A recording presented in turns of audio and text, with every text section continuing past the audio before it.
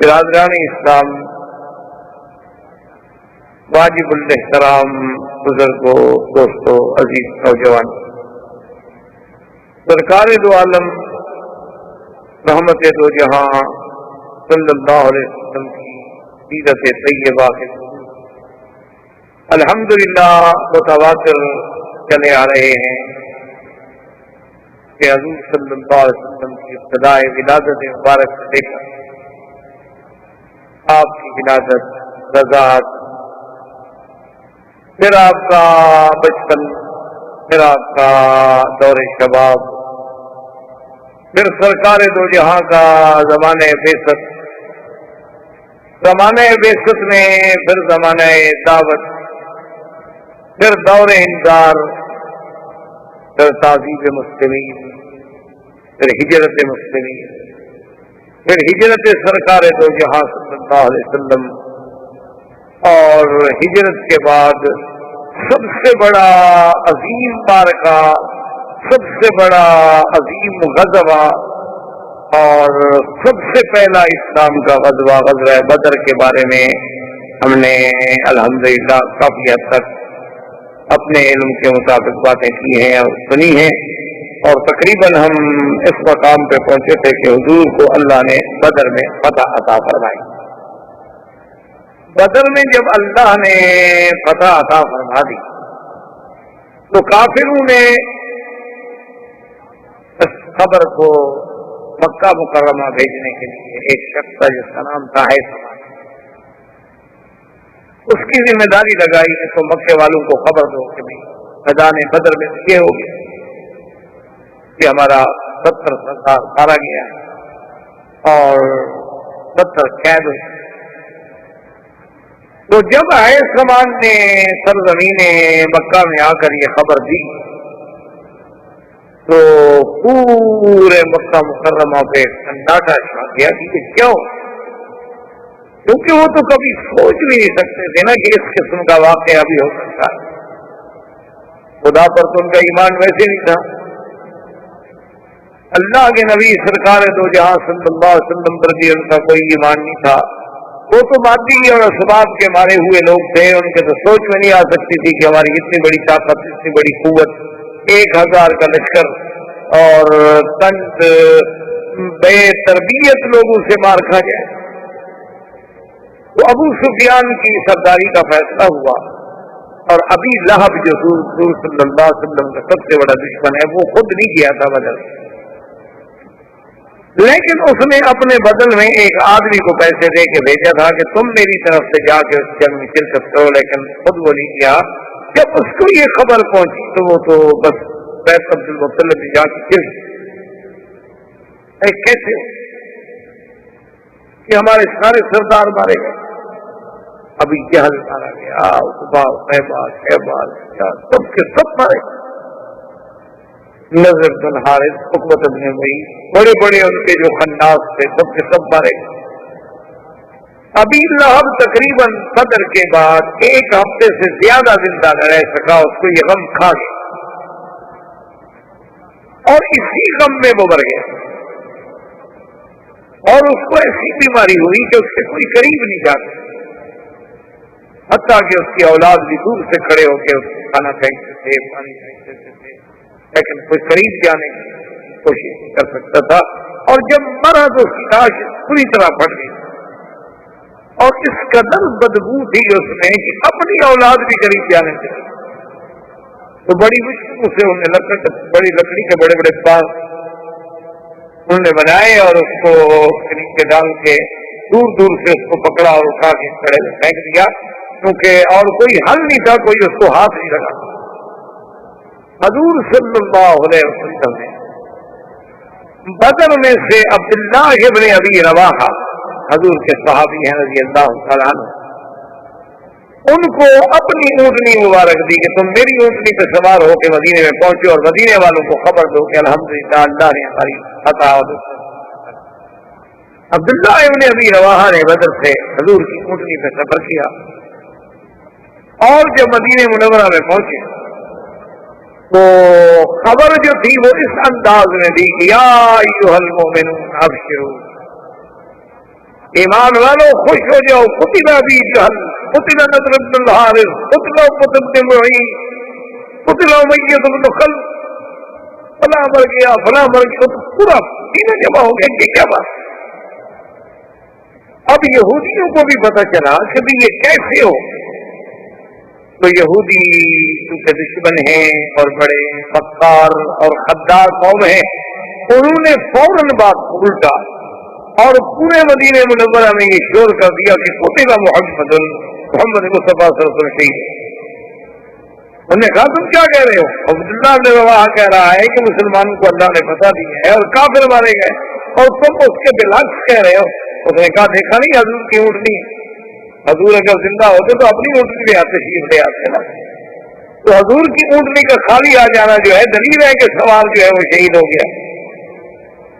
اب مسلمان ایک عجیب مقصد میں پڑ گئے کہ کیوں، کیونکہ انہوں نے بات ایک ایسی انداز میں کی تھی دشمن نے کہ جو دلوں کو پریشانی کا ذریعہ تو بن سکتی تھی کہ بھی بات تو ٹھیک ہے، آخر حضور نے اپنی سواری کیوں، حضور کی اونٹنی کیوں بھیجی؟ لیکن جو ایمان والے تھے انہوں نے تو عبداللہ بن ابی رواحہ کی بات کو یقین مان لیا کہ بھائی ایک صحابی ہے ہمارا ساتھی کا، وہ کیسے بات کر سکتا ہے؟ اور اللہ کی شان دیکھے کہ یہ خبر بدر کی جو تھی نجاشی کو بھی پہنچی، اچھا بدر کی معمولی سی بات نہیں، یوم بدر جو ہے یہ تو یوم الفرقان ہے، یوم بدر جو ہے نصرت اور عزت اسلام کا سب سے بڑا معرکہ، اور یہ اتنا بڑا عظیم معرکہ ہے کہ آپ دیکھیں کہ پورے اللہ کے قرآن میں اور احادیث پاک کے ذخیرے میں اور کوئی ایسا غزوہ نہیں ہے کہ جس میں اللہ کے فرشتوں نے اتر کے باقاعدہ کتاب میں حصہ لیا ہو کہ صرف بدر میں، باقی فرشتے تشریف لاتے رہے۔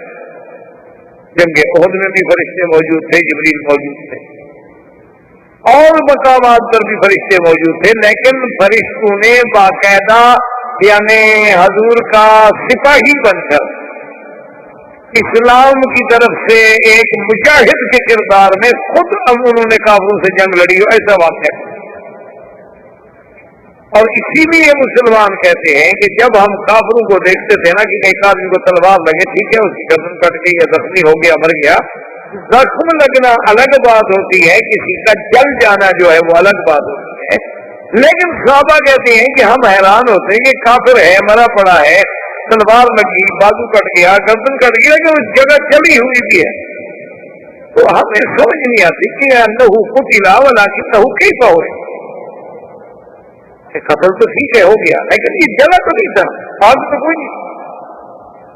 تو جب حضور صلی اللہ علیہ وسلم کو خبر دی گئی تو آپ نے فرمایا کہ جس جس پر آگ کا نشان پایا جائے سمجھ لو کہ اس کو ملائکہ نے مارا ہے، کیونکہ ملائکہ کے تو ہتھیار پھر جہنم سے آئے،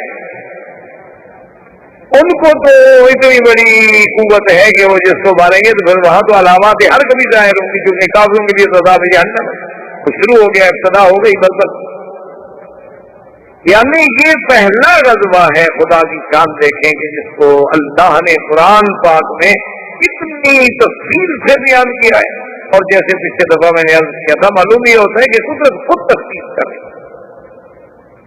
اپنے نظام کے ساتھ چلا رہی تھی کہ مسلمان یہاں سے چلیں گے، کافر یہاں سے چلیں گے، پھر وہ یہاں رکیں گے، مسلمان عدوۃ الدنیا پہ رکیں گے، عدوۃ القصویٰ پہ رکیں گے، پھر دونوں چلیں گے، پھر مائے بدر پہ رکیں گے، اور پھر خدا کی شان دیکھیں کہ جب کافر دیکھیں تو ان کو دکھایا جائے کچھ، اور مسلمان دیکھیں قل لهم فی عین، ان کی آنکھوں میں تو اچھے 100-150 آدمی، حالانکہ آدمی 1000 ہے، تاکہ یہ جنگ ہو جائے، یہ جہاد ہو جائے، بس روز کی بات نہ رہے، لذالک من حلق عن بینۃ ویحییٰ من حی عن بینۃ، تاکہ اس کے بعد جس نے برباد ہونا ہے تو پھر وہ جان بوجھ کر برباد ہو، حق کو باطل باطل۔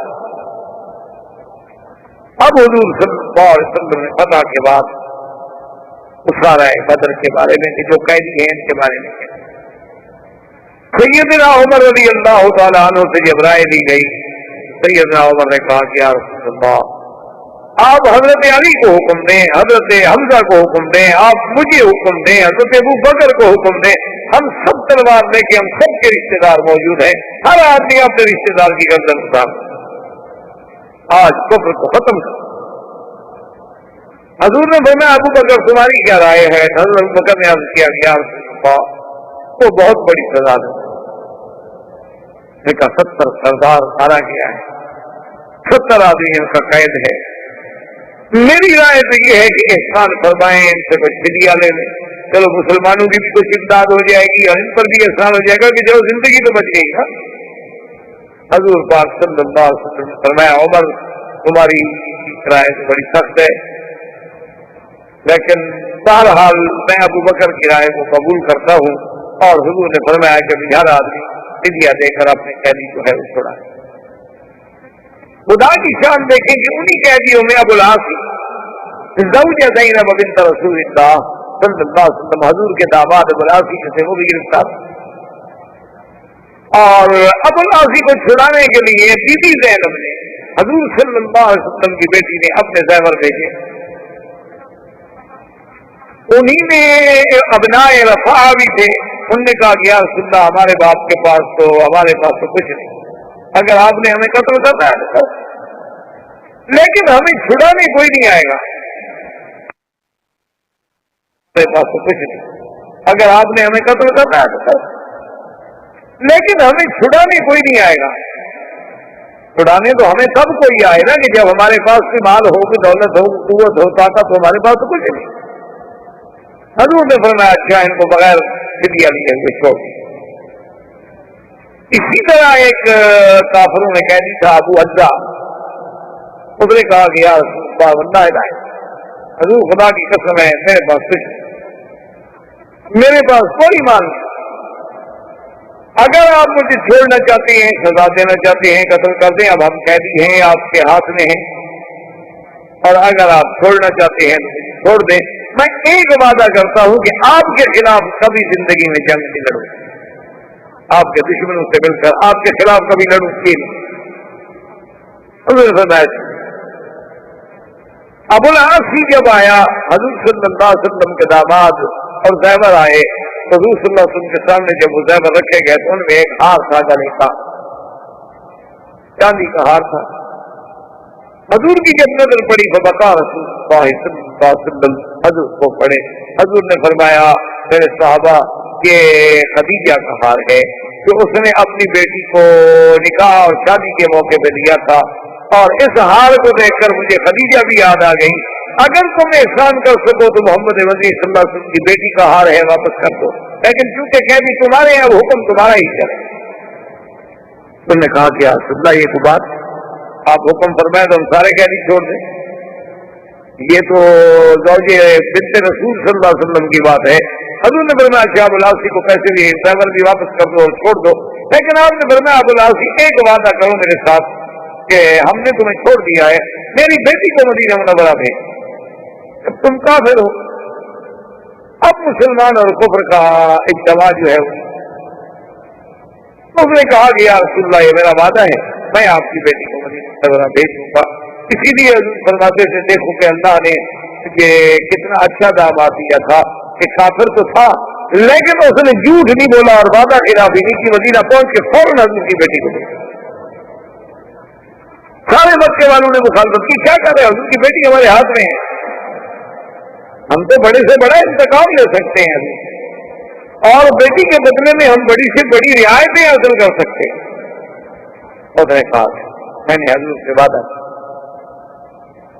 اور میں اپنی زبان سے نہیں کر سکتا کہ جھوٹ بولنا جو ہے کافر کے نزدیک بھی ہے۔ ارے آپ دیکھیں کہ بڑے بڑے کافر تھے، مشرک تھے، لیکن جھوٹ بولنے کو عیب سمجھتے تھے کہ میں جھوٹ کیسے بولوں۔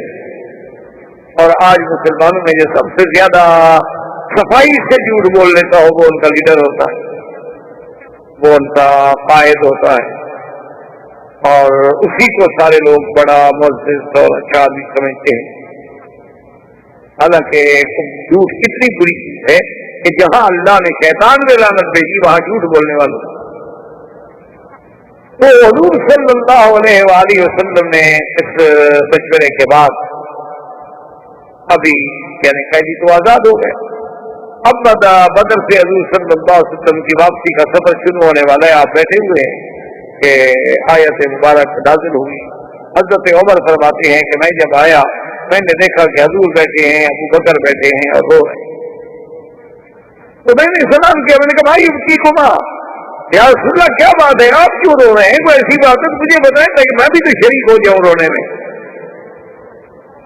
آپ نے فرمایا عمر آج اللہ کا عذاب جو سمجھو یوں نازل ہوا کہ اس درخت کے قریب آ گیا, اور اگر اللہ کی رحمت نہ ہوتی اور وہ عذاب اتر جاتا تو کوئی بھی نہ بچ سکتا الا سعد و عمر, مگر صرف عمر اور سعد بچ جاتے, باقی سب کو عذاب پکڑا. جس کو اللہ نے قرآن میں بھی فرمایا کہ لولا کتاب من اللہ سبق لمسکم فیما اخذتم عذاب عظیم. کہ میرے مدنی محمد مصطفیٰ اگر ہم اپنے تقدیر کا پہلے فیصلہ یہ نہ کر چکے ہوتے کہ آپ کی ہر غلطی ہم نے معاف کر دی ہے تو آج ہم پکڑ گئے. تم نے دشمنوں کو, آپ نے دشمنوں کو, آپ نے اسارا کو, آپ نے صنادید کفار قریش کو چھوڑ دیا. ہم ان کو پکڑ کے لاتے ہیں تو آپ کے سامنے تاکہ آپ کے لیے دین کی عزت ہو, اور آپ کہتے ہیں کہ کچھ صحابہ کا فائدہ ہو جائے حیات دنیا کے لیے. اتنا بڑا خطاب آیا اور ساتھ اصحاب بدر کو اتنا بڑا مقام ملا کہ حضور نے فرمایا ان اللہ اطلع الی اہل بدر. حضور فرماتے ہیں کہ اللہ تبارک و تعالی نے خود اپنی نظر فرمائی اہل بدر اور فرمایا اعملوا ما شئتم انی قد غفرت لکم, کہ اے اصحاب بدر آج کے بعد جو چاہے تم کرو, میں نے تمہارے گناہ معاف کر دیے. کتنی بڑی بخشش کا مقام, یعنی آپ عظمت بدر کا اندازہ رکھیں کہ سیدہ عائشہ صدیقہ بنت صدیق رضی اللہ تعالی عنہا پہ جب تہمت لگائی گئی, اس سے بڑا گناہ کوئی ہو سکتا ہے کہ بی بی عائشہ پہ تہمت لگائی ہے, امہات المومنین پہ, زوجہ رسول محمد مصطفیٰ پہ, اور نعوذ باللہ نعوذ باللہ نعوذ باللہ تہمت بھی زنا کی. بی بی عائشہ فرماتی ہے کہ مجھے تو پتہ ہی نہیں تھا کہ کیا ہو رہا ہے مدینے میں, کیا باتیں ہو رہی ہیں, مجھے میری علم میں بھی نہیں.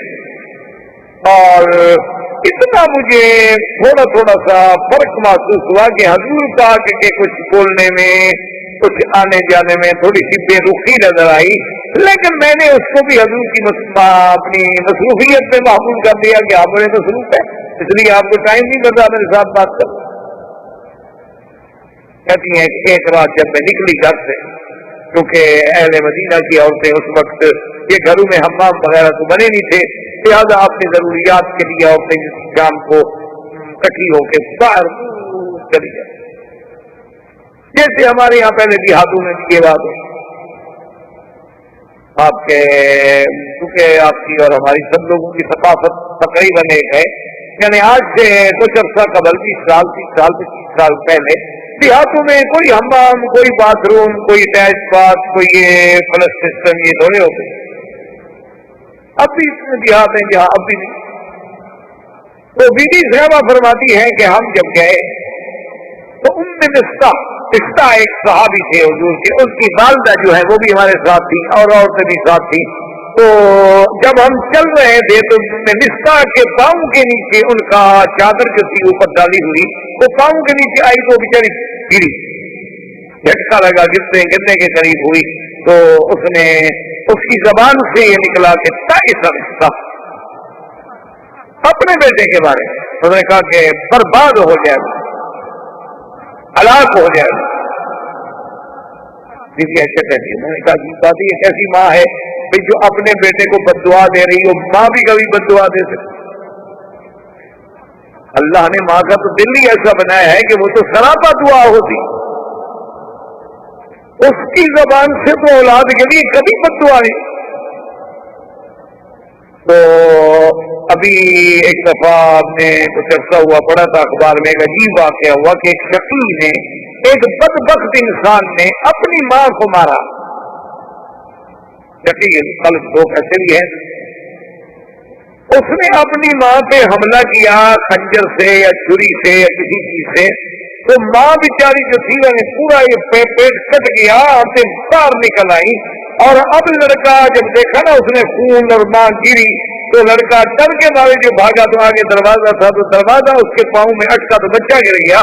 تو ماں وہاں سے چیخ پڑی کہ بیٹا تمہیں چوٹ تو نہیں لگی.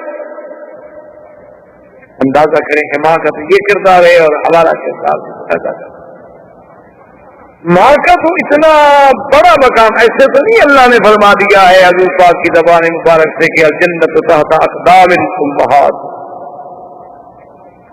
کہ ماں کے پاؤں کے نیچے جنت. تو اب جب بی بی نے کہا کہ تائیسا رشتہ برباد ہو، ہلاک ہو، تو بی بی عائشہ فرماتی ہے، میں نے کہا کیا بات ہے، کیا کہہ رہی ہوں مصطفیٰ کو؟ اما تعلمین انہ من اصحاب بدر.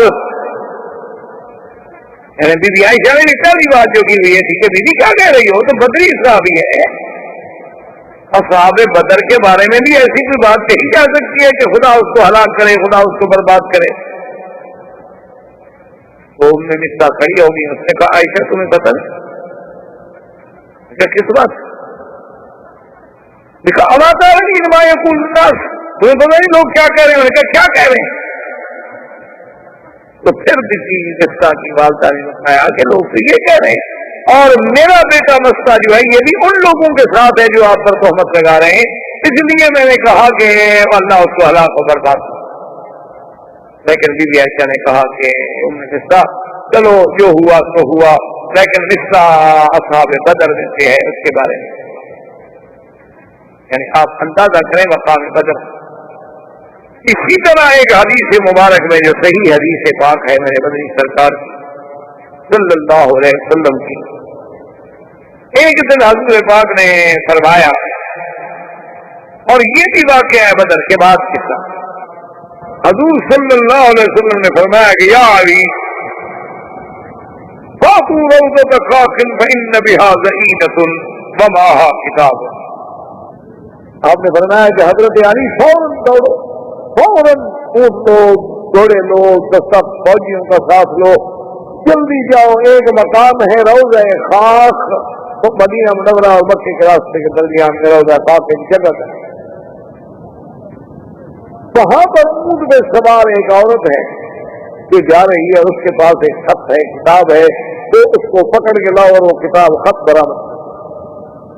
حضرت علی فرماتے ہیں حضور کا حکم تھا، پھر پوچھنے کی تو دیر تھی. حضرت علی رضی اللہ تعالیٰ عنہ فرماتے ہیں کہ ہم دوڑے اور عین اسی روضہ خاص پہ پہنچے تو ایک عورت جاتی ہوئے ہمیں اونٹنی میں مل گئی. ہم نے اس کو روک دیا، خیر خیر کیا بات؟ انہوں نے کہا آپ کی تلاشی دو، کیا بات؟ آپ نے فرمایا انما کی کتاب لأہل مکہ، اہل مکہ کا آپ کے پاس خط ہے مکے والوں کے نام. میں نے کہا نہیں سمائی کتاب، میرے پاس کوئی کتاب نہیں، میں تو مکے سے آئی تھی کچھ مانگنے کے لیے، مدینے والوں سے کچھ مانگ کے کچھ چیزیں، کپڑا، کھانا، پیسہ لے کے جا رہی ہوں، اپنے غربت کی وجہ سے میرے پاس تو کوئی کتاب نہیں. حضرت علی نے اس کی اونٹنی کو بچھا دیا، صحابہ کو حکم دیا کہ تلاشی دیں، سامان کی تلاشی دی گئی، سارا سامان ڈھونڈا گیا، ایک ایک چیز کو ہلا ڈالا گیا، لیکن کوئی خط نہیں. تو صحابہ نے کہا کہ یا علی رضی اللہ تعالیٰ نے سما کتاب، اس کے بعد کوئی خط نہیں. حضرت علی غصے میں آگے فرمایا عجیب بات کہہ رہے ہیں، مجھے حضور پاک نے خبر دی ہے، اللہ کے نبی نے مجھے خبر دی ہے کہ اس کے پاس خط ہے، اور تم کہتے ہو کہ اس کے پاس خط نہیں ہے.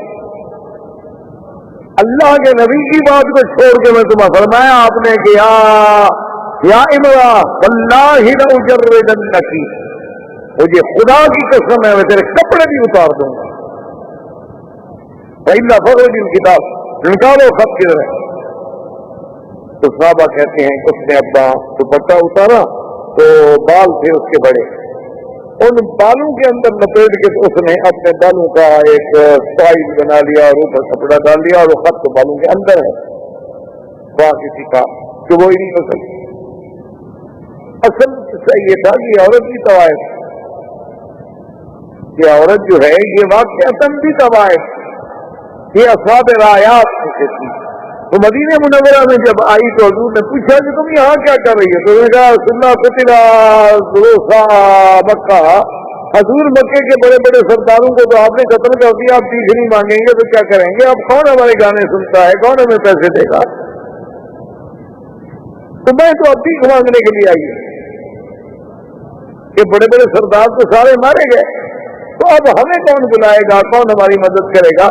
میں تو مدینہ منورہ اس لیے آئی ہوں کہ مجھے کوئی بھیک مل جائے۔ حضور فرمایا اچھا ٹھیک ہے، اگر کوئی بھیک مانگنے آئے تو اس کی مدد کرو، کوئی بات۔ یہ خط لے کے گئی، اصلیت تو پھر ہوتی ہے نا، آدمی اپنے جرم سے تو باز نہیں آتا۔ جتنا ہمدردی کریں، جتنا آپ فصل مشہور ہے نا کہ سانپ کے بچوں کو آپ دودھ پلائیں تو یہ تو نہیں کوئی انسان بن جائیں گے، رہے گا تو سانپ ہی، وہ اپنے جو مقام ہے نہیں بدل سکتا۔ تو اب جناب خط جب پکڑا گیا، خط لے کے آئے، وہ خط لکھا تھا حاطب ابن ابی بلتع صحابی۔ حضور نے فرمایا حاطب ابن بلتع کو بلاؤ، حاطب ابن بلتع کو بلایا۔ حضور نے فرمایا تم نے خط لکھا ہے، تم نے میرے نبوت کا راز جو ہے وہ کافروں کو لکھا ہے، خبر دی ہے میرے پروگرام کے بارے میں۔ تو نے کہا کہ آپ عرض سن لیں، اس کے بعد جو بھی آپ سزا جاری فرمائے میں حضرت عمر جوش میں آ گئے، کھڑے ہو گئے۔ آپ نے فرمایا یا رسول اللہ دعني اضرب عنق هذا المنافق، حضور مجھے اجازت دیں میں اس منافق کی گردن اتار دوں کہ میرے مدنی کا راز کفار کو لکھے، مکے والوں کو۔ حضور نے فرمایا عمر کیا کہہ رہے ہیں، کیا کہہ رہے ہو؟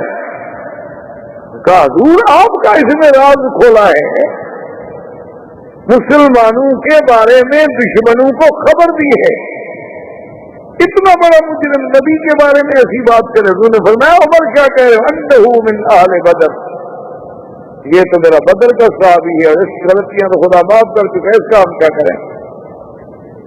یہ تو وہ آدمی ہے جس کے بارے میں اللہ نے معافی دی۔ انہوں نے کہا حضور بات یہ ہے، سیدھی سی بات ہے کہ میرے بچے مکے میں ہیں اور میرا وہاں کوئی مددگار نہیں، میں نے ایک خط لکھا تھا اور میں اپنے عقل کے مطابق یہ سمجھا تھا کہ اب اللہ کے نبی کا تو مکے والے کچھ بگاڑ سکتے ہیں، مکے والے ختم ہو گئے، اللہ نے نبی کو اتنی عزت، اتنی عظمت، اتنی طاقت، اتنی قوت دے دی ہے کہ اب مکے والے کیا کریں؟ تو میں اگر ان پر کوئی احسان کر دوں، ان کو خط لکھ دوں تو شاید وہ میرے بیوی بچوں کے ساتھ کوئی بلائی کر لیں، اس لیے یار رسول میں نے اپنی اولاد اپنے بچوں کے لیے مجبور ہو کے یہ بات کی ہے، اب میری گردن حاضر ہے۔ حضور نے فرمایا صدق حاتم، حاتم نے سچ کہا ہے، یا آپ نے معاف کر دیا جب تمہیں اللہ معاف کر چکا ہے تم تو صاحب بدر۔ تو آپ اندازہ لگائیں کہ کتنا بڑا گناہ ہے، لیکن وہ بدری ہے۔ بی بی عائشہ جیسی ہستی عظیمہ پہ تہمت کا مسئلہ ہے لیکن بدری ہے، معافی مل گئی۔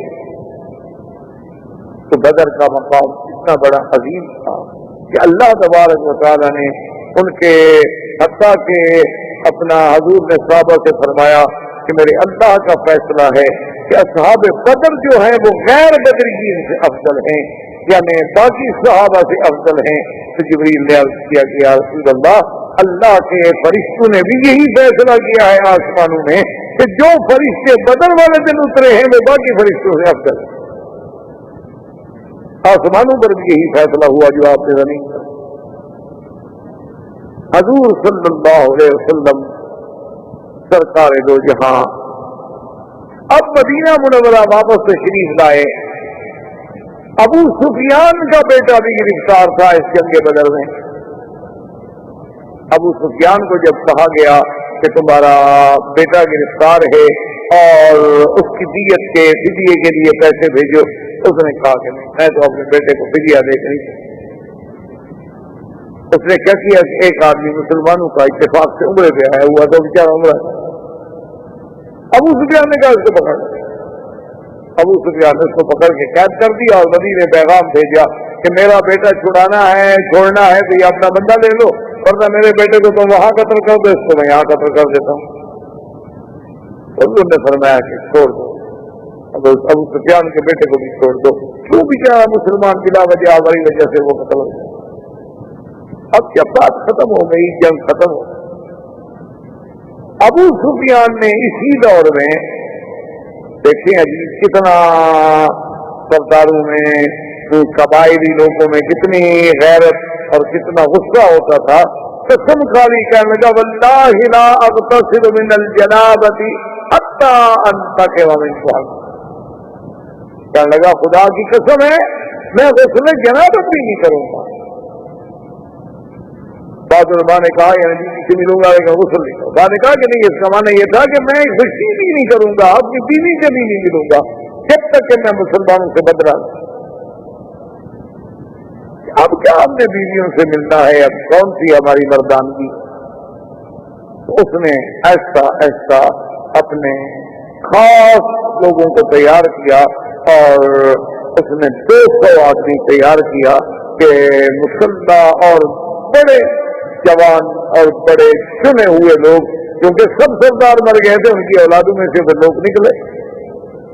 تو ان 200 آدمیوں کو لے کر وہ نکلا مدینہ منورہ پر حضور صلی اللہ علیہ وسلم سے بدلا لے. اچھا، اسی غزوے کا نام جو ہے ذات بنی، اسی کا نام بنی سویق بھی ہے، غزوۃ بنی سویق بھی ہے. وجہ کیا تھی کہ ابو سفیان بے حد کھجوروں کا ذخیرہ لایا تھا کہ پتہ نہیں ہمیں مدینے کے باہر کتنا دیر بیٹھنی پڑے. اس دور میں غذا جو تھی کوئی ہوتی تھی کہ بھی کھجور ساتھ رکھ لی، کدو رکھ لیے، کوئی آٹا رکھ لیا، بس ٹھیک ہے کھجوریں کھائیں، پانی پی لیا، دن گزر گیا. تو جب وہ یہاں سے چلے تو انہوں نے بڑی کوشش یہ کی کہ ہمارے اس حملے کا مسلمانوں کو پتہ ہی نہ چلے اور ہم اچانک مدینے پہ جا پائیں. اتنی رازداری سے وہ چلے نا جی، اتنا دور کا راستہ انہوں نے اختیار کیا کہ کوئی سوچ ہی نہیں سکتا. لیکن جب اللہ کے نبی کا تعلق ہو تو اللہ پاک نے حضور صلی اللہ علیہ وسلم کو خبر دی کہ اس طرح ابو سفیان 200 آدمیوں کو لے کر مدینہ منورہ پر اچانک شب خون مارنا چاہتا ہے. حضور خود فوج لے کر ابو سفیان کے مقابلے. تو جب یہ آئے حضور صلی اللہ علیہ وسلم، اب ابو سفیان کو پتہ چلا کہ بھی حضور صلی اللہ علیہ وسلم تو مدینے سے چل پڑے ہیں فوج لے کر. تو راستے میں ایک مسلمان اس کو مل گیا، اسی کو قتل کیا اور بھاگ. کہنے لگا چلو میری قسم تو پوری ہو گئی نا، مسلمانوں کو مارا تو ہے. اور پھر وہ کھجوریں جو تھیں ان کا سامان لے کے جانا بڑا مشکل تھا، وہ کھجوریں بھی پھینک کافی بوجھ ہے نا، وہ زیادہ تیز نہیں چل سکتے. تو وہ بھی تو اسی لیے صحابہ نے اس کا نام بنی سویق رکھا کہ یہ تو کھجوروں والا غزوہ ہے نا، کہ بغیر لڑائی کے اللہ نے ہمیں اتنی کھجوریں عطا فرما دی کہ چلو ہم کھجوریں ہی کھائیں. اس وقت تو کھجور ایک بہت بڑی نعمت سمجھی جاتی. حتیٰ کہ سیدہ عائشہ صدیقہ فرماتی ہے کہ ما شبع آل محمد من تمر قط الا بعد فتح خیبر. بی بی عائشہ فرماتی ہیں خدا کی قسم ہے محمد مدنی کے بچوں نے پیٹ بھر کے کھجوریں بھی نہیں کھائیں جب تک کہ خیبر فتح نہیں ہو گیا، کہ پیٹ بھر کے ہمیں کھجوریں بھی نہیں ملتی. اسی طرح سیدہ فرماتی ہیں کہ شہرن ثم شہرن ثم شہرن، ایک مہینہ کامل گزر جاتا تھا، 2 مہینے کامل گزر جاتے تھے، 3 مہینے کامل گزر جاتے تھے. حضور پاک کے 9 گھروں کے اندر آگ نہیں جلتی تھی. بابا نے پوچھا کیا بنا؟ بی بی فرماتی ہے کچھ ہوتا تو آگ جلا کے پکاتے، کیا کرتے، کیوں آگ جلاتے؟ ان نے پوچھا کہ اموات المؤمنین پھر گزر بسر کیسے ہوتی تھی؟ فرمایا ثمرۃ او ثمرتان بوا، 2 کھجور کے دانے، 1 کھجور کا دانہ اور پانی کا گھونٹ پی کے اللہ کا شکر ادا کرتے تھے. آج خیال ہے ماشاءاللہ آپ کا بازار سے سودا لیٹ ہو جائے نا، ادھر دیکھیں گھر میں آپ کیسے جاتے، یہ نہیں کہ نہ ملے، صرف لیٹ ہو جائے، لیٹ ہو جائے نا جی، کہ بھئی کو لانا تھا شام کو 4 بجے اور خامن بیچارے کو کچھ کام ہو گیا، مسکین کسی دوست کے ساتھ بیٹھ گیا، ذرا لیٹ ہو گیا. پھر جب جا کے انشاءاللہ بیگم صاحبہ تفتیش کریں گی کہ پولیس آفیسر بھی نہ کر سکتے، کسی ایس پی کو بھی وہ تفتیش نہیں آتی جو عورتیں کرتی. اس کا اگلا پچھلا خاندان کا کچرا جو کھول کے رکھ دے گی نا، تو تمہارا تو باپ دادا بھی اسی طرح پوچھے ہیں، اسی طرح تمہیں ذلیل کرنا تھا، اسی لیے لائے تھے نا مجھے یہاں وقت. مجھے پتا تھا کیا ہو گیا یہاں آ کے تم نے 2 حرف پڑھ لیے تو کیا ہو گیا؟ تمہارے تو پیچھے والے بھی سارے بھیک مانگتے تھے، مجھے پتا نہیں۔ یہ ہماری بیویاں اور یہ ازواج رسول ہیں کہ 2 کھجوریں مل رہی ہیں، اس پہ بھی شکر ہے، اس پہ بھی اللہ کا شکر ہے کہ چلو اتنی تو مل جاتی تھی نا کہ ہم کھا لیتے تھے۔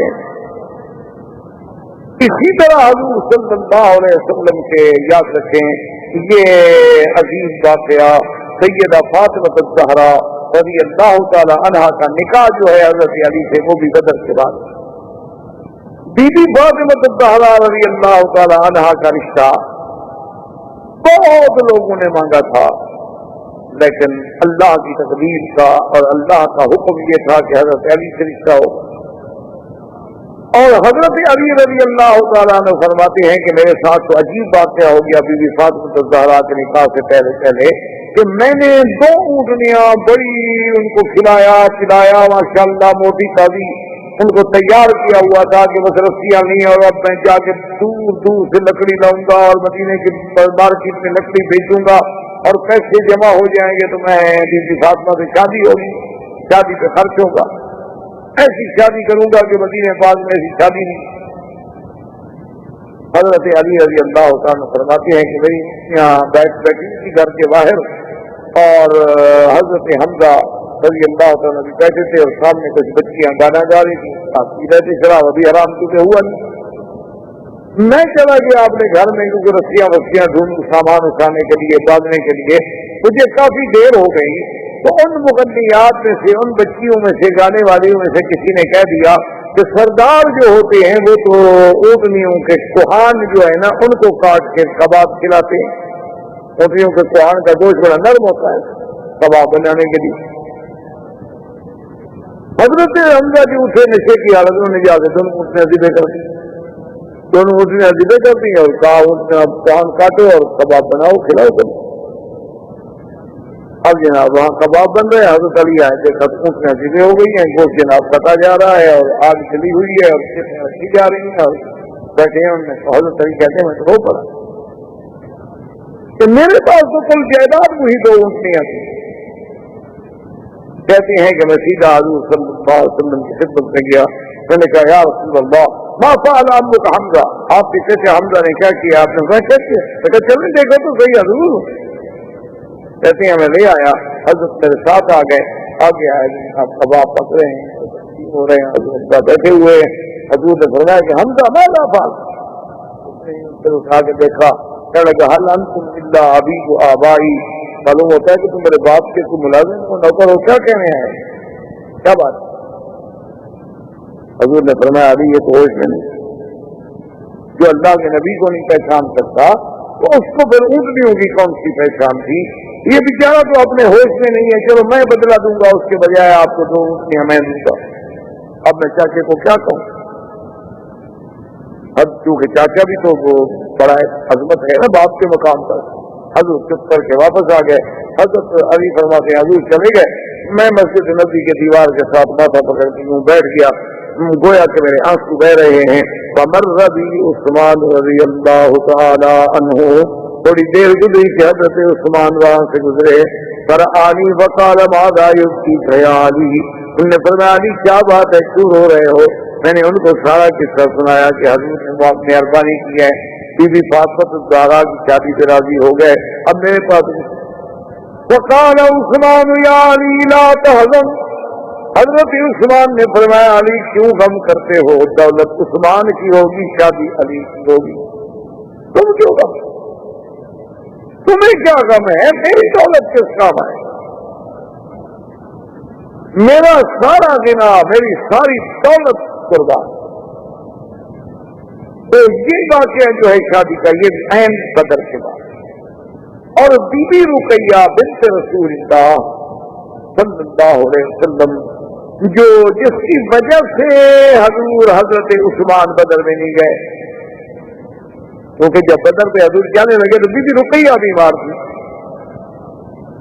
حضور نے فرمایا کہ یا عثمان تم نہ جاؤ، تم بی بی رقیہ کے ساتھ رہو، تمہاری بیوی بیمار ہے گھر میں، اس کو تکلیف ہے، تم ہمارے ساتھ نہ چلو۔ اچھا اس وقت تو غزوہ بدر کا تصور ہی نہیں تھا نا، اس وقت تو کوئی خیال ہی نہیں تھا کہ بدر میں غزوہ ہو جائے گا. وہ تو تصور اتنی تھا زیادہ سے زیادہ کہ بھی یہ قافلہ ابھی سفیان کا جا رہا ہے اور ہم اس کے قافلے کو لوٹیں گے, ان کو پکڑ لیں گے, اس لیے کہ وہ ظالم جب ہمیں ہمارے گھر چھین دیے, ہمارے مکان چھین دیا, ہمیں مکے سے باہر نکال دیا, ان لوگوں کا تو مال لینا ہمارے لیے جائز ہے.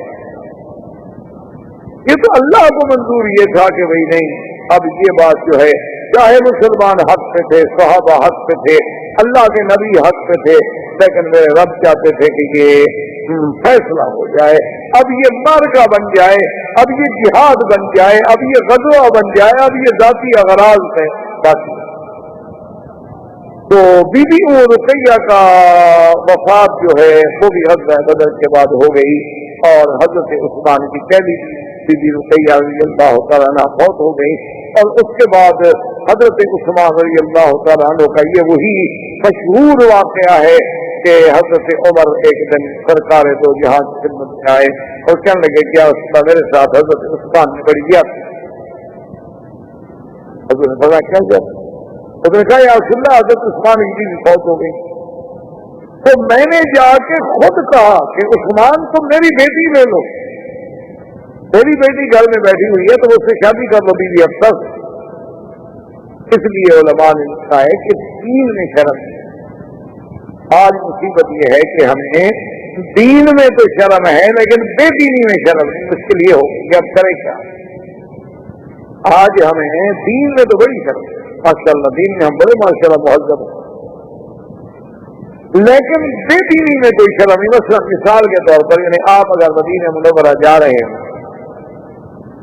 ابھی جیسے جمعرات ہے, چھٹی ہوتی ہے, آدمی ارادہ کر لیتا ہے کہ چلو بھی مدینے کو آپ کی حاضری ہو جائے, مدینہ جا رہے ہوں, آپ کی بیوی ہے, آپ کے دل میں خواہش ہو جائے کہ میں اپنی بیوی کے ساتھ اپنی حاجت پوری کر دوں, تو آپ جرت نہیں کریں گے کہنے کی راستے میں کہ بیوی کیا کہے گی, پاگل ہو گیا, کیوں حالانکہ حلال ہے بنا ہے. حضور نے فرمایا ولو علی قطع جمل, چاہے بیوی اونٹ کے کچاوے میں بیٹھی ہو, خامد کی تمنا ہے تو ٹھیک ہے. ولو علی تنور, اگر وہ تندور پہ کھڑی ہوئی روٹی لگا رہی ہے, خامد کی تمنا ہے تو چھوڑ دے, روٹی جل جائے, یہ نہ ہو کہ خامد کل جہنم میں جل جائے. لیکن نہیں کہیں اگر آپ اور ہم کوئی بھی آپ میں سے میں ہوں یا آپ ہوں, مدینہ جا رہے ہوں, راستے میں ویسے نعوذ باللہ کی لڑکی مل جائے تو چھوڑے گا. کہاں شرم ہے, اپنی بیوی سے شرم, یعنی ہمیں تو حلال سے شرم ہے, دین سے شرم ہے, بے دینی سے شرم ہے. حالانکہ اسلام یہ کہتا ہے کہ دین میں شرم نہیں ہوتا, ان اللہ لا یستحی من الحق, حق کی بات ہے کھل کے کرو. تو حضرت عمر غصے میں آئے, کہ یا رسول اللہ عثمان نے میرے ساتھ بہت زیادتی, پتا کیا بات ہو گئی. میں نے کہا حضور بلا بیٹی والا بھی جا کے کہتا ہے کسی کو کہ میری بیٹی لے لے, لیکن میں نے تو خود جا کے کہا کہ میری بیٹی لے لو. عثمان چپ جو ہو گئے, جواب بھی نہیں دیا, نہ ہاں نہ تو وہ کہتے تھے میں نہیں لیتا. خود نہیں کہنا چاہتے تھے, 2 دن کے بعد کسی کے ذریعے مجھے پیغام دیتے تھے, لیکن یہ میری کتنی بڑی توہین ہے کہ میری بات کا جواب بھی نہ دیا جائے. حضور خود کرانے لگے, فرمایا عمر غصہ کرنے کی ضرورت نہیں ہے, اللہ تیری بیٹی کو وہ شوہر دیں گے جو عثمان سے بہتر, اور عثمان کو وہ بیوی دیں گے جو تیری بیٹی سے بہتر ہوگی. حضرت عمر کہتے ہیں مجھے سمجھ گئے, میں نے حضور کے سامنے ادب سے چپ تو کر دیا کہ اب حضور کی بات ہے, کون آگے بات کرے, لیکن سمجھ نہ آئے. آپ نے فرمایا عمر اللہ تیری بیٹی کو وہ شوہر دے گا جو عثمان سے بہتر ہوگا, اور عثمان کو وہ بیوی دے گا جو تیری بیٹی سے بہتر ہوگی. کہتے مجھے سمجھ نہ آیا. فلما تزوج رسول اللہ, فرماتے ہیں کہ پھر جب حضور نے میری بیٹی کا رشتہ مانگ لیا, بی بی حفصہ سے خود شادی کر لی, اب مجھے سمجھ آیا کہ تیری بیٹی کو وہ شوہر ملے گا جو عثمان سے افضل ہے, اور حضور نے اپنی دوسری بیٹی عثمان کو دے دی. پھر سمجھ آیا کہ عثمان کو بھی وہ بیوی ملے گی جو تیری بیٹی سے افضل. حضرت سیدنا عثمان کا بدر میں نہ جانا بھی اسی وجہ سے تھا کہ بی بی رقیہ فوت ہو گئی, اور ابھی ابو بدر سے مدینہ منورہ واپس پہنچے بھی نہیں تھے کہ بی بی رقیہ پہلے پہنچے. اور اس دنوں کے بعد بنی قینقاع, اور انہی ایام میں حضور صلی اللہ علیہ وسلم کو پتہ چلا کہ بنی غطفان بہت بڑا غزوہ. اسی کا نام ہے غزوہ بنی غطفان، اور اسی کو کہتے ہیں غزوہ ماء ذی عمر. ایک کنواں تھا، عرب میں تو پانی کے چشموں کے نام ہوتے تھے نا، جیسے ہمارے اب بھی سہارا میں، روہی کے علاقوں میں، چولستان میں اب بھی وہاں پانی کے نام ہوتے ہیں کہ وہاں ٹوبا فلان، ٹوبا منٹار، ٹوبا فلاں، ٹوبا فلاں فلاں فلاں، اس کے نام. اسی طرح عرب میں بھی نہ ہوتے ماء بدر، ماء ذی عمر، ماء فلان، ماء فلان. تو یہ حضور صلی اللہ علیہ وسلم جب غزوے کے لیے نکلے تو ماء ذی عمر گیا بنی غطفان. اچھا خدا کی شان دیکھیں کہ یہ وہی جگہ ہے اور یہ وہی واقعہ ہے کہ جس میں سارے صحابہ دور دور دور دور چلے گئے. ایک درخت کے نیچے حضور نے تلوار لٹکا دی اور سو گئے. بنی غطفان کو جب پتہ چلا کہ مسلمانوں کی فوج آ گئی وہ پہاڑوں سے چڑھ گیا. اب وہ پہاڑوں سے دیکھ رہے ہیں. اچھا اسی اثنا میں ایک آدمی کی نظر پڑی ہو، اونچے بیٹھے تھے پہاڑوں پر، کبھی اس درخت کے نیچے محمد رسول اللہ صلی اللہ علیہ وسلم اکیلے لیٹے ہوئے ہیں اور تلوار درخت پہ لٹکی ہوئی ہے اور صحابہ دور دور ہیں. انہوں نے کہا ایو رجل منکم، نے کہا کہ آج موقع ہے، کون ہے تم میں سے جو جلدی جا کے بدلہ لے لو، اگر حضور شہید ہو جاتے ہیں تو بات تو ختم ہو گئی. تو ان میں ایک شخص تھا ذاتور، اس کا نام تھا ذاتور. بعد نے کہا ذاتور بات میرے ساتھ میں گیا. اور وہ جناب اتنے دبے پاؤں ایسے طریقے سے آیا کیونکہ صحابہ تھکے ہوئے تھے، سب درخت میں نیچے. اچھا حضور بھی لیٹ گئے، حضور بھی آرام. سیدنا محمد رسول اللہ صلی اللہ علیہ وسلم بھی آرام میں ہیں. اور وہ ایسا ایسا ایسا ایسا ایسا ایسے طریقے سے پہنچا کہ آ کے فوراً تلوار نکالی، تلوار کھینچی اور حضور کی آنکھ کھل گئی. کہنے لگا من یمنعک منی یا محمد. کہنے لگا اب کون ہے جو آپ کو میری تلوار سے بچا سکے، بلائیں اپنے صحابہ. حضور نے یوں دیکھا اور فرمایا اللہ. پھر اللہ کہنے والا کون تھا؟ محمد پاک. بھی کہتے ہو اللہ، لیکن کہنے والی زبان بھی تو. اسی لیے لکھا ہے نا کہ ایک ہندو تھا، اس نے ایک درخت کے نیچے اپنا تو سسٹم اس طرح کا سیٹ کیا ہوا تھا کہ وہ درخت کے خاص مقام کے نیچے آ کے کھڑا ہو جاتا، اور جب وہ اصل میں وہ سارا سسٹم تھا اور پاؤں سے وہ دباتا تھا تو وہ تو پتا نہیں تھا. وہ وہاں کھڑے ہو کہتا رام، تو درخت سے آواز آتی رام رام رام، لوگ کافر ہو جاتے. ہندو دیکھو جی میرے کہنے سے درخت بولتا ہے. ہندو قوم بڑی مکار قوم. ابھی دیکھا نہیں تھا ان کا ایک دیوتا دودھ پینے لگ گیا، بڑی عمر بیچارے کو پیاس کر دی، یا بچپن میں اس کو پلایا نہیں. اور جب تحقیق ہوئی کہ نیچے سے پائپ لگائے ہوئے تھے اور دودھ نیچے جا رہا ہے، اوپر جا رہے ہیں، دیوتا صاحب پی رہے ہیں، اور دیوتا ایسا بھوکھا کہ من من دودھ پی گیا. ایسی بے وقوف پاؤ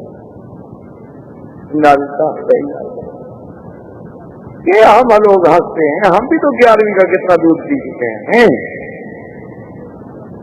وہ ایک مردہ دیوتا کا شو کرتے ہیں، ہم تو زندہ پی رہے ہیں، نہ جانتے ہوئے کہ یہ ناجائز ہے، حرام ہے، غلط ہے، پی رہے ہیں.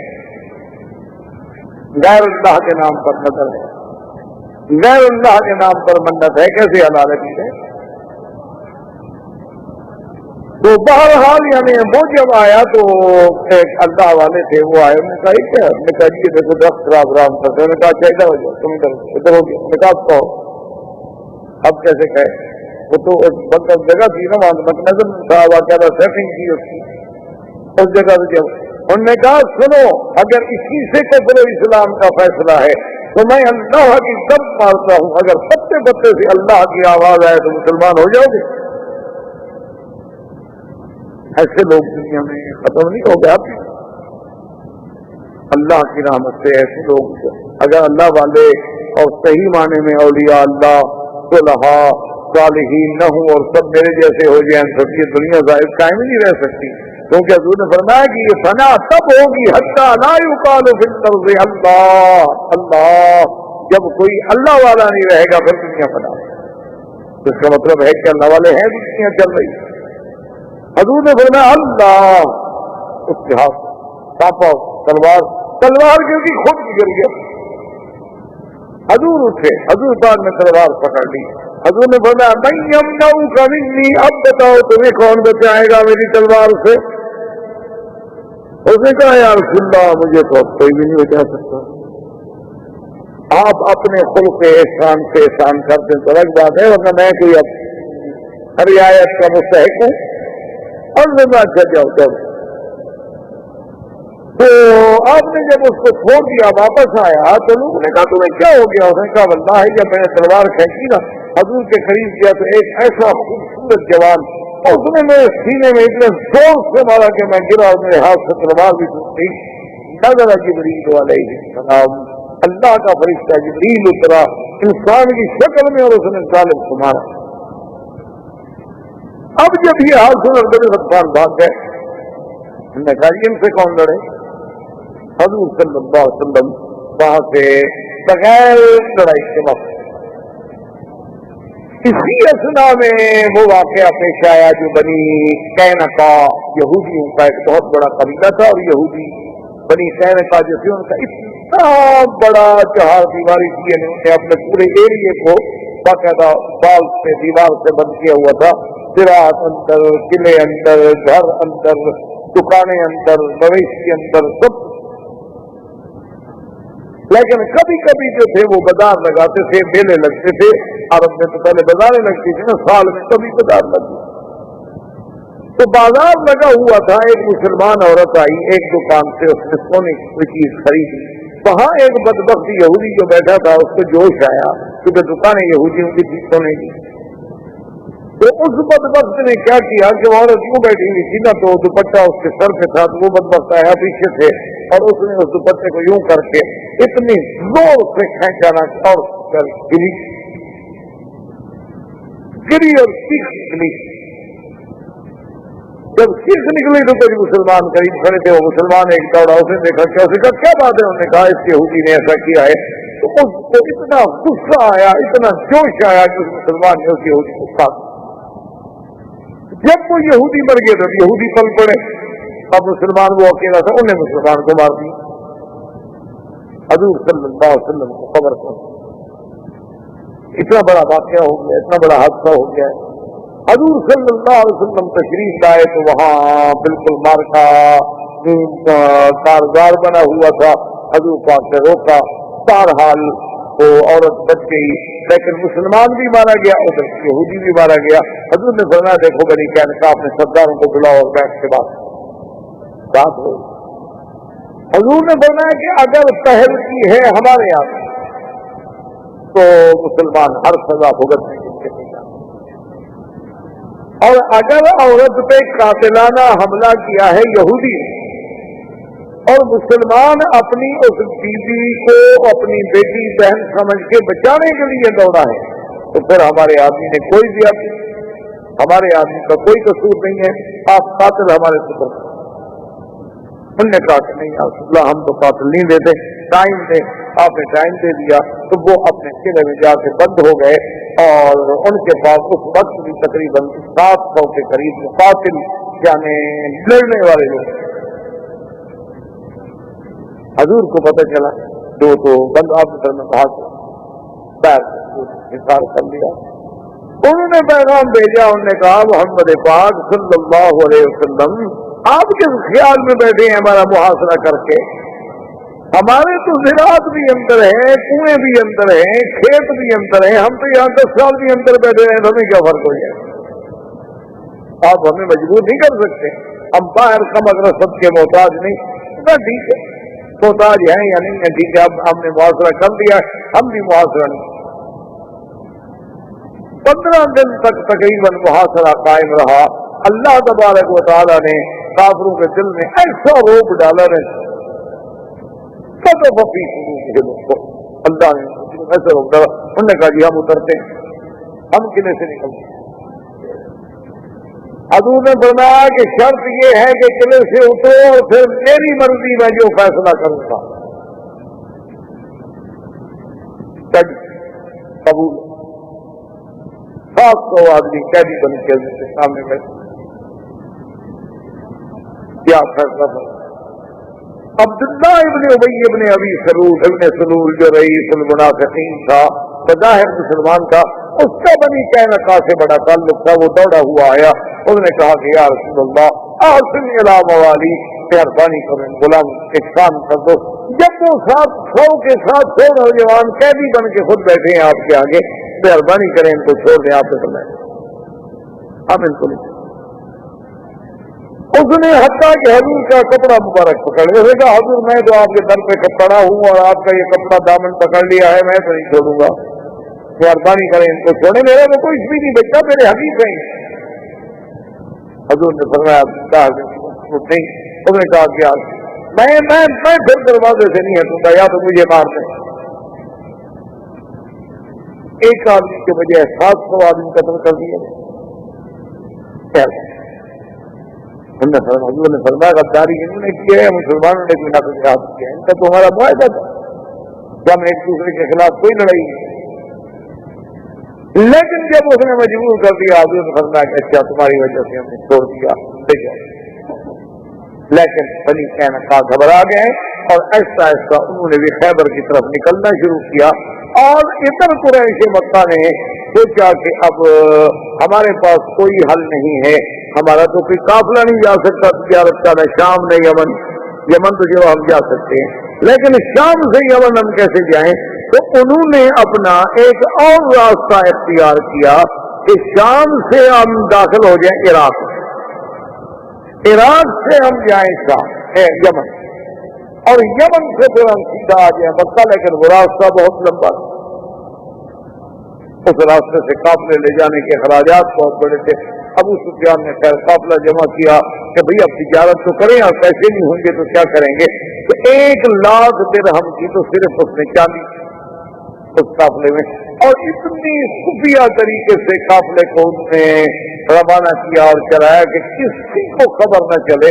اللہ کی شان ہے کہ ایک آدمی سے نعیم ابن مسعود اور ایک سے سلیم اکٹھے بیٹھے ہوئے تھے اور شراب پی رہے تھے، شراب پیتے پیتے نعیم ابن مسعود کے نشے میں آیا تو اس نے کہا بھائی بتایا تمہیں اب بڑا تو قافلہ اب جا رہا ہے اور قافلہ ایسا ہوگا، سلیم نے اور کھولا وہ کھلتا کیا شرابی آدمی، سارے معلومات ہو گیا، اس نے مسلمانوں کو خبر کر دی کہ قافلہ ابھی سفیان کا ہے۔ حضور نے حکم دیا کہ قافلے کو پکڑو۔ ابو سفیان کو پتہ چلا کہ مدینے کی طرف فوجیں لے کے حضور صلی اللہ علیہ وسلم خود چل پڑے ہیں، تو وہ قافلہ چھوڑ کے بھاگ گیا، سامان سارا چھوڑ کے بھاگ گیا۔ اس کے بعد اس نے مکے میں بیٹھ کے اب فیصلہ کیا کہ بھئی اب ہمارے پاس کوئی حل نہیں، نہ ہمارا راستہ محفوظ ہے، نہ ہماری تجارت محفوظ ہے، نہ تو ہم پھر زندہ نہیں رہ سکتے، اب یہ ہے کہ ساری قوت کو جمع کرو اور ایک ہی دفعہ مسلمانوں سے ٹکرا جاؤ۔ اس نے احابی، بنو غطفان، تمام قبائل کو اکٹھا کیا، کہا چندہ کرو ہم مسلمانوں سے حملہ کریں۔ اب جنگ احد کے اسباب پیدا ہوئے۔